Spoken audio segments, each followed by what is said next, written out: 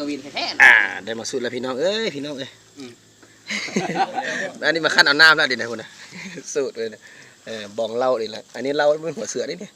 หัวเสือลานี่ทางในโอ้มีพิลิมิเต็ดเนี่ยนี่เบิดเลยโอ้ได้หลายเติบพี่น้องเอ้ยได้ประมาณ2 ลิตรนะขายได้ลิตรนึง500,000เปล่าเด้อพี่จะได้ว่าได้2 ลิตรเนาะพอเนาะปลายเนาะแก้วปลายเนาะประมาณแก้วน้ำปลานะนี่หมอนี่ก็มากินนะให้มันกินได้หมดแล้วนะกี้นะกินก่อนเนาะกี้มาถูใส่ปีเนาะโอ้เดี๋ยวเมียเขาจะให้ผมก็ได้โทรศัพท์ใส่ป่ะโทรศัพท์ใส่แล้วเมียชี้ให้ดีกว่ามือสโลได้หนูนั่นมือสโลมีแล้วปุ๊บได้ไปได้บ่งดิเป็นยังเก็บพยานเมียอันนี้เราบองน้ำพึ่งขนาดแท้เนี่ยบ่เป็นของปลอมแหละของแท้ละอีเดียพี่น้องเลยของแท้เลยนี่คันน้ำพึ่งติดนะน้ำพึ่งติดสามกับบ่ให้เหลือบ่ให้จออย่างมึงปุ่นได้หมดเลยจะไปปุ่นเกี่ยวนั่นตู้ก็จับง่ายแบบใกล้หมดขนาดแท้ฮะมือกระลางว่าจะเป็น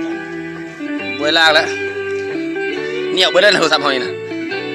ขนาดแท้ได้พี่น้องเด้อนี่เด้อจวดโบกเศร้าครับผมโบกเศร้า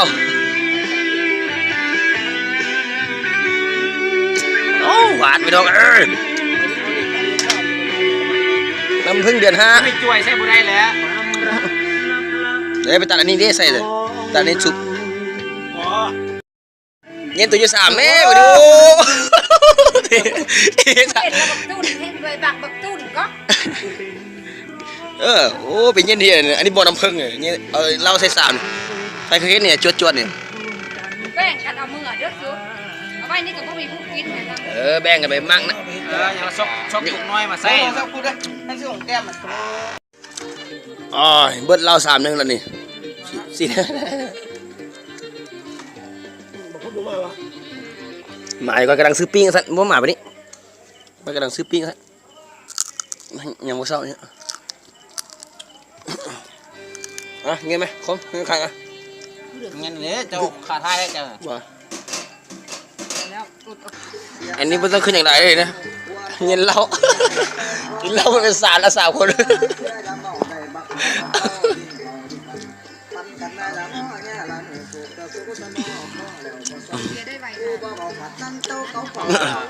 สรุปกับน้อง